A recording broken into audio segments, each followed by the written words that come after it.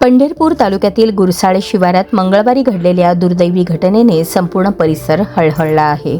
विहिरीत बुडून 2 शाळकरी मुलांचा मृत्यू झाल्याने गावावर शोककळा पसरली असून खेळण्या बागडण्याच्या वयात काळाने दोघा चिमुकल्यांना हिरावून नेल्याने सर्वत्र हळहळ व्यक्त होत आहे. विघ्नेश सज्जन शेजाळ वय 13 आणि अनंत महादेव नलावडे वय 14 राहणार गुरसाळे अशी मृत मुलांची नावे आहेत. हे दोघे जिवलग मित्र मंगळवारी सकाळी बाळूमामांच्या मेंढरांची सेवा करण्यासाठी शिवारात गेले होते. दुपारच्या कडक उन्हामुळे ते जवळील विहिरीकडे गेले. स्थानिकांच्या माहितीनुसार दोघे पोहण्यासाठी अथवा कपडे धुण्यासाठी विहिरीत उतरले असावेत. त्यापैकी एकाला पोहता येत होते तर दुसऱ्याला पोहता येत नव्हते. एकमेकांना वाचवण्याच्या प्रयत्नात दोघेही पाण्यात बुडाल्याची शक्यता व्यक्त करण्यात येत आहे.